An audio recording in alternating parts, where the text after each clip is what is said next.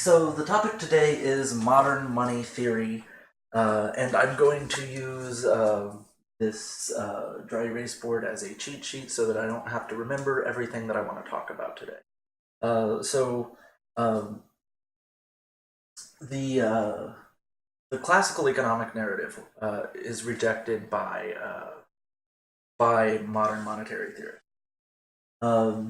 So the classic narrative is a theoretical narrative based on Crusoe economics. If you put Robinson Crusoe and his friend Friday on a desert island, uh, how, as you add more people to that island, how is the economy going to grow? And that's how classical economists like to set up their theoretical analyses. Um, so the classic narrative basically says um, uh, each individual has certain things that they acquire, and they need other things that other people might have, so they start trading or bartering to get those things. But as society grows larger, you run into a problem of you may need grain, but the person that has grain may not need whatever it is that you have. So, in order to facilitate a transaction between those two people, you need a medium of exchange, and that's where money comes about. And gold is, or silver, precious metals as a medium of exchange emerged from the marketplace. And that's the classical narrative. It's also the Austrian school narrative. If you're familiar with the Austrian school, there's a book called On the Origin of Money by Karl Mayer, and it lays out that narrative very well in a clear way. So, um, the modern monetary theorists reject this narrative. They don't think that this narrative is right at all. And the modern monetary theory approach is a scientific approach based on archaeological and anthropological research. So they're not basing it on a theoretical analysis. They're basing their theory on real world facts. So, according to modern money theory, uh, and the research that they've done, they say money originated in the penal system, not in the marketplace. So the first units of account were cattle and chattel, livestock and human beings. Um, and while money is denominated in this unit of account, that doesn't necessarily mean that those are the things that were really traded. It's just the unit of measurement that you would value other things in, but also sometimes those were the things that were traded. Um, so, in primitive societies, their laws emphasized recompense and or compensation for um, for wrongs done. So if you committed a sin or a crime, your punishment would entail having to pay the victim, to having to compensate the victim. So if you committed a crime, you would have to pay the price to the victim's family. Uh, and if you couldn't pay the price to the victim's family, then you could become a slave as a result. And you would have to work off that debt. Alternatively, people would and people that couldn't pay off their debts would use family members, relatives, a daughter, uh, um, a daughter, a sister, a spouse. They would use relatives as a pawn to work off that debt. So they would basically sell their relatives into slavery to pay off these debts. Money originated as a form of credit for paying off debts resulting from crimes or civil infractions.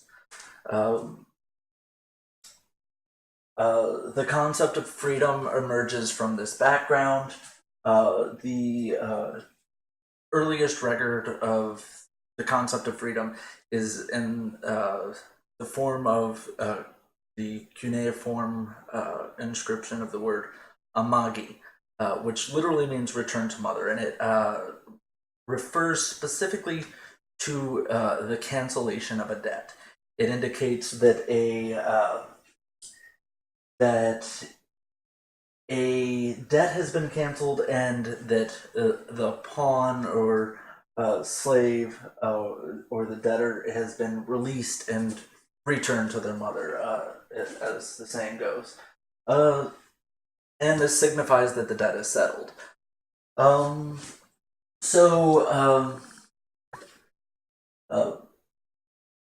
The earliest forms of money are in the form of debt or credit. A very common form of money in medieval times was tally sticks. Even after the emergence of precious metal as a form of money, tally sticks still circulated as money throughout much of Europe. So the use of precious metals as currency is a relatively recent phenomena.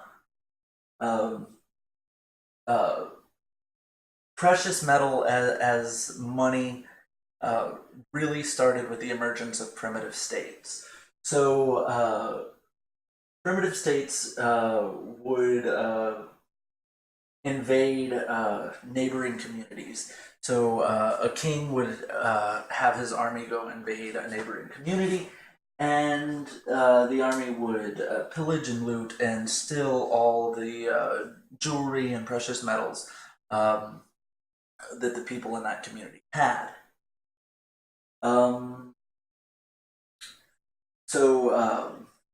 The king would take that loot and he would melt down the precious metals and coin them and give those coins back to his soldiers as payment for serving him.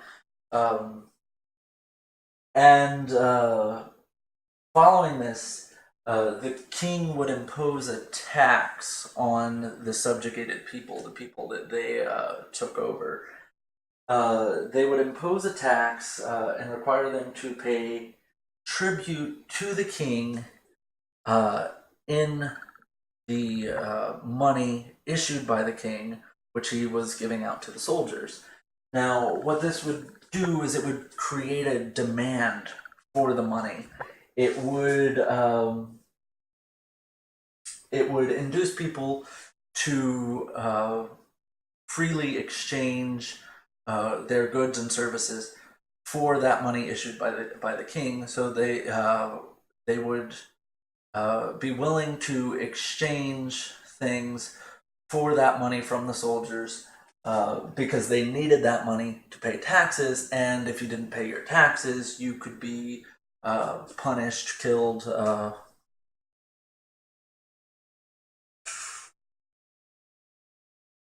So this is how markets originally came about. Markets did not originate from barter. They did not emerge from free trade. Money did not originate on a free market. Markets are everywhere and always created by governments. Barter is something that comes about after a market collapses. So a market system collapses and fails. The money no longer works, then people tend to resort to barter. But barter comes after markets in the MMT narrative. So what are the implications of this? So we'll start with what are the implications of the classical Austrian school type narrative.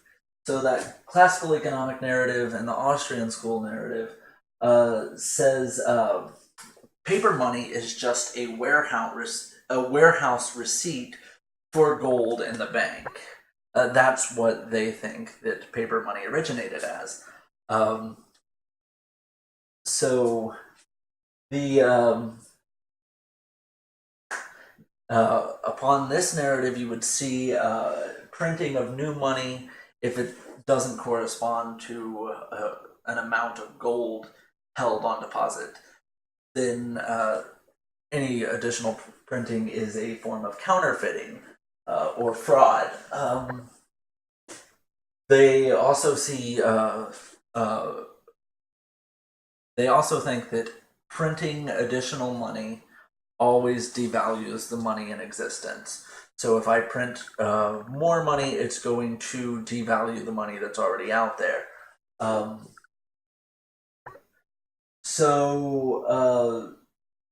Let's get to reality and the implications of that. So a good way to think about it is an example given by Warren Mosler. It says you can think of money as kind of like subway token. So in New York City, they used to issue subway tokens. First, they create these tokens and they sell them to people. And then when people needed to use the subway, they would take these tokens and give them back to them in payment for that service. Now, the thing to think about here is suppose that there are not enough tokens for all the people that need to use that service. So there are people that can't use the subway because there's not enough tokens. The logical thing to do is for them to make new tokens and give them out so that people can use the subway. And ideally, you want to have enough tokens that everybody that can use the subway and needs to use the subway is able to do so. So what this narrative that MMT or modern money theory is presenting, what it tells us is that government spending always precedes taxation. So the government doesn't tax money and then spend from that money that is taxed. The government spends money into existence and then later takes some of it back.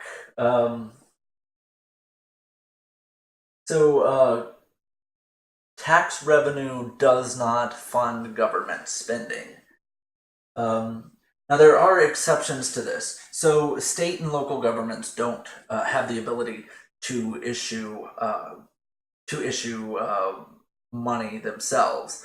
So they can't spend money into existence. So they have to actually tax that money and then keep it and spend from the revenue that they have taken in taxes. Like the state of Utah is not a sovereign money issuer, so they can't spend money into existence. Another example of where a government that can't spend money into existence is like Greece and the other countries in the Eurozone. Those countries that are on the euro, the money is out of their hands. They can't control the monetary system, and they can't issue new money. They have to acquire the money through trade, taxation, and then only after that can they spend.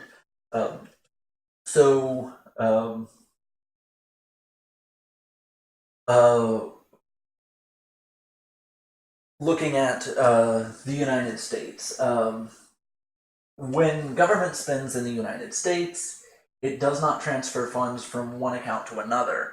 The federal government works off of lines of accounting with an authorization to spend from the Treasury. So they essentially when the federal government makes a payment, they tell the Fed to put money in a person's account, and when or a person or a vendor's account, and when that uh, money is put into that account, it is created by keystrokes. There is no um, there is no bank account from which the federal government is taking money out to deposit it in that other account. That's not the way that spending or that government spending works in our system. There's no pot of money in a government bank account that gets deducted. There's no stock of tax revenue from which that money comes. It is spent into existence when it's needed. When taxes are collected, that money is destroyed. That money is removed from the money supply. It's removed from circulation. It ceases to exist. It's not taken and used to fund government spending later on. That that does happen with state and local governments. It does not happen with the federal government. Federal government does not need tax revenue for spending purposes. So when you're looking at a sovereign money issuer, a sovereign monetary system, the function of spending and taxation is as monetary policy. So spending creates money and taxing destroys money. These are ways of regulating the money supply. The purpose of taxation, according to modern money theory, is twofold. First, it creates a demand for money and fosters markets. And second, it allows the government to contract the money supply, take in some of the money that's in existence, and shrink the money supply.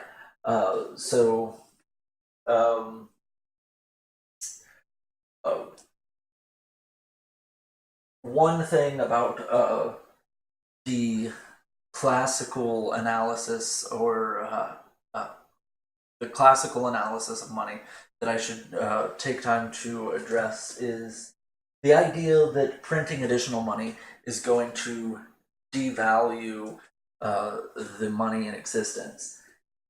Now, this is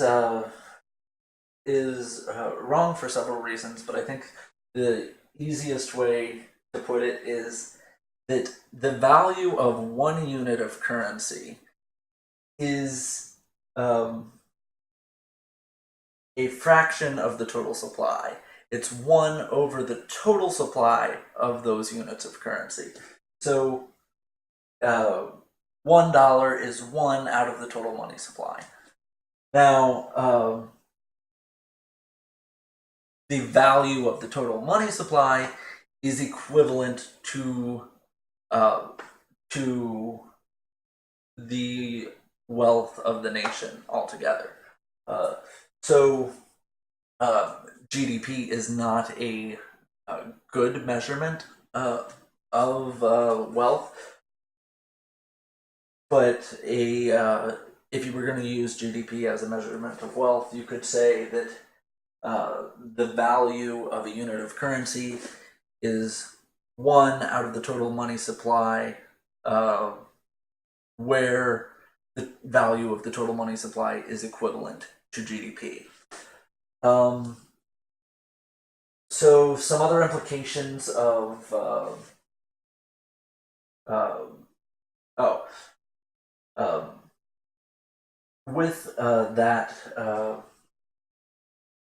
with that way of looking at it, if GDP increases, you can increase the money supply, and it will not devalue the currency. So you have a fraction. If the number on the bottom increases, you can increase the number on the top as well, without making it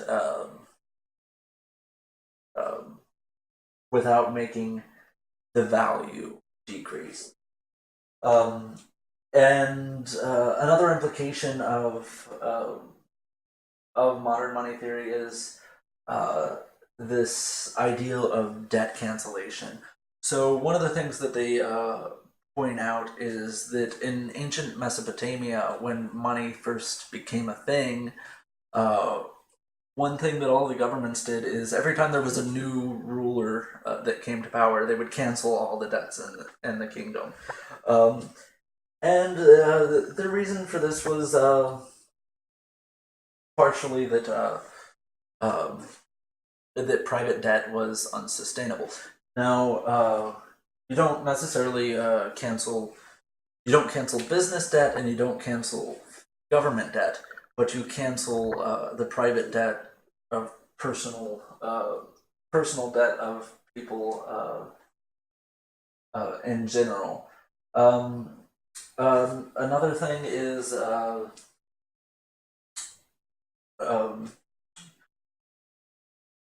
that sort of ties into this is quantitative easing has been used as a way of canceling federal debt. So the Treasury or the Federal Reserve basically bought federal debt, and the way it works is the Treasury has to pay interest on that debt, and the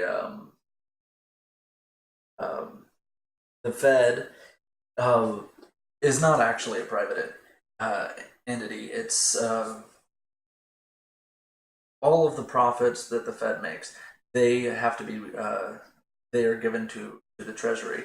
So with quantitative easing, what they did is the Fed bought government debt, and the Treasury pays the interest payments on that debt to the Fed, and the Fed remits that interest payment back to the Treasury. So the that debt is still in existence, but it's owned by the government. The government owes that money to itself. So they've essentially been able to cancel debt through quantitative easing. And as long as the Fed holds on to that debt and it's not sold to somebody else, that debt portion of government debt has essentially been wiped away. Another thing that modern monetary theorists are real into is New Deal type policies, one of which is the job guarantee proposal. So they point out that increasing the money supply doesn't devalue currency if if wealth is increasing, if productivity is increasing. So what you can do is you can have a job guarantee program where the government spends money to create jobs, and if there is unemployment, you have high unemployment, you can remedy this just by the government either employing or purchasing services or whatever from private companies and having the private companies employ these people. But you bring about full employment through a job guarantee program, and that's a proposal that's real big in modern money theory circles.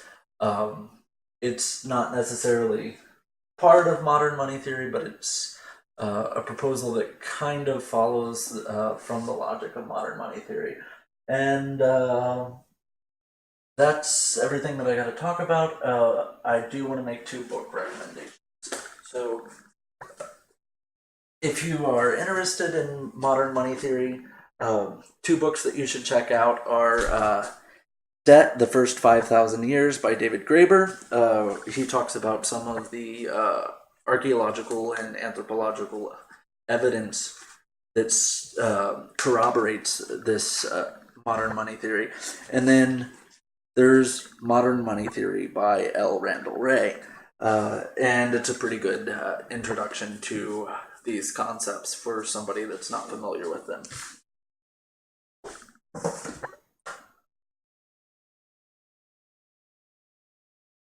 Okay, so we're continuing with the topic of modern money theory. So some of the further implications of modern money theory are that all money is government debt. Every dollar bill in existence is an IOU from the government, which they say they will accept in payment of taxes that they impose or fees that they impose. So when you're in debt to the government, you can pay that debt with this IOU from the government.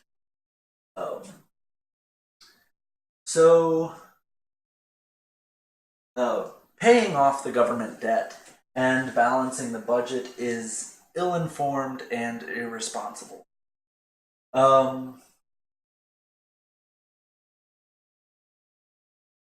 Every dollar is an IOU from the government, as I said. It is a debt token from the government, and if the government had no debt, there would be no money. Economic growth requires expansion of the money supply. If there's more wealth, more production, and economic growth, the money supply needs to be increased accordingly.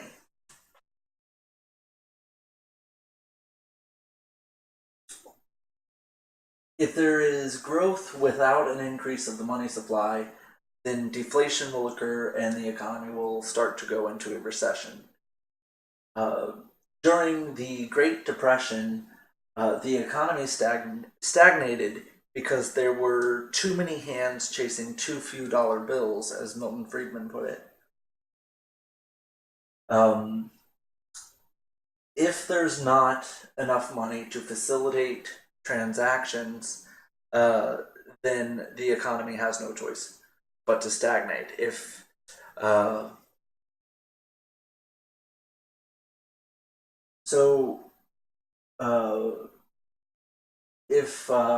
in order for the economy to grow, government spending has to exceed what they collect in taxes. It is logically impossible for there to be economic growth if the government is not spending more than it is collecting in taxes. So government debt is not a bad thing. What is a liability to the state is an asset to somebody in the private sector. A dollar is an IOU from the government, a debt to the government, but a credit to the holder of that dollar.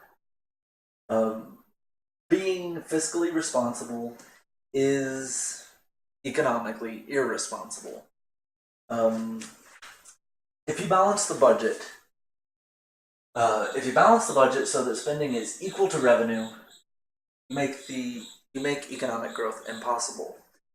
If you go further and you start paying off the debt, you contract the money supply, crippling the economy with a depression, and you make it impossible for the existing supply of money to facilitate the exchanges that would take place otherwise. Furthermore, to be fiscally responsible, or to follow the fiscally responsible approach, is to destabilize the economy. There is an accounting balance between the various sectors of the economy. For the government to run a surplus, the private sector must have a deficit. For public sector debt to decrease, private sector debt must increase. The problem with this is that private sector debt is inherently destabilizing. If you have a large amount of debt in the private sector, you will eventually wind up with a financial crisis if it keeps increasing. So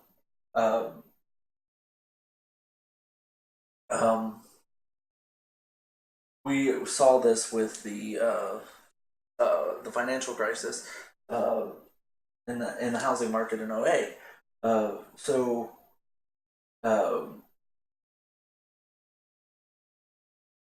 To recap, to be fiscally responsible is to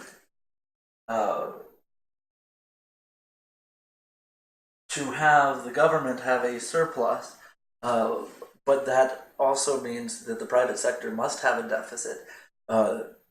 Debt in the private sector must be increasing, and when debt in the private sector increases and gets out of hand, then you end up with financial crises and recessions, and so modern monetary theory basically tells us that we do not want a balanced budget. We want a government that spends more than it brings in taxes and allows for economic growth by doing so.